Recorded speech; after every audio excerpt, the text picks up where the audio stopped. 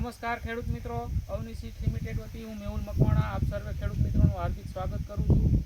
આજે આપણે એક પ્રગતિશીલ ખેડૂતની મુલાકાતે આવ્યા છીએ કે જેઓ દિવેલાની ખેતી કરી રહ્યા છીએ। તો આપણે સૌપ્રથમ એ ખેડૂતનો પરિચય મેળવીશું, ત્યારબાદ એમને આ જે જાત વાવેલી છે એ જાત એમને કેવી લાગી, એના અનુભવો જે છે એ એમની પાસેથી આપણે મેળવીશું। રામ રામ। રામ રામ। તમારું નામ? મારું નામ રાજુભાઈ નવગણભાઈ, ગામ રામપડા, તાલુકો મૂળી, જિલ્લો સુરેન્દ્રનગર। હવે તમારો એક મોબાઈલ નંબર કહી દો રાજુભાઈ। Mobile number 63 54 78 16 34। બરાબર।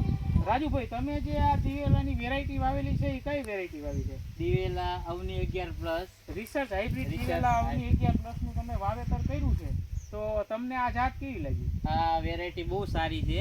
શું ખાસિયતો આમાં જોવા મળે છે? આમાં લૂંગુ બધી ભરાવદાર, માળો મોટી ને ભરાવદાર। મોટી। આ તમે જોઈ શકો છો મિત્રો, આ જે માળો જે છે એ મોટી આવેલી છે। પછી ફૂટની સંખ્યા કેવી છે? ફ્રૂટની સંખ્યા હારી, ફૂટ હારી આવે દરેક આમાં। છોડમાં ફૂટ તમે જોવા મળે છે, તો 7 થી 8 ફૂટ અત્યારથી જ હા। છે। તો આનું વાવેતર ક્યારે અંદાજે કર્યું છે તમે?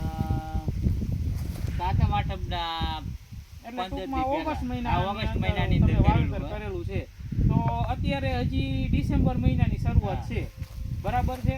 એટલે 3-4 મહિનામાં છોડનો વિકાસ, વૃદ્ધિ વિકાસ બીજી વેરાયટી કરતા સારો છે। બીજી વેરાયટી કરતા બહુ સારું, અને દવા પણ ઓછી છાંટવી રોગ પડે। જીવાતમાં હાવ ઓછું। એક વખત દવા છંટકાવ કર્યો આપણે, બરાબર, હજુ દવાનો ફુવારો ફરીને મારેલો નથી એક વખત। બરોબર।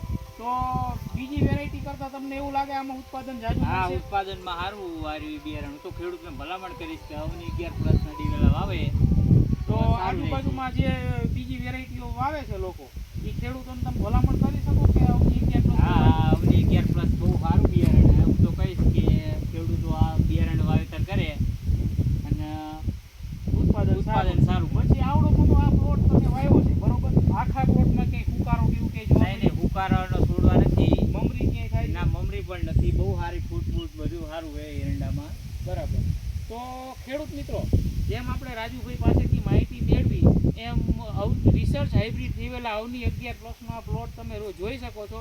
એની અંદર આખા પ્લોટમાં ક્યાંય નથી સુકારો જોવા મળતો, ક્યાંય પણ નથી ફૂલિયો કે મમરી કંઈ આવતું।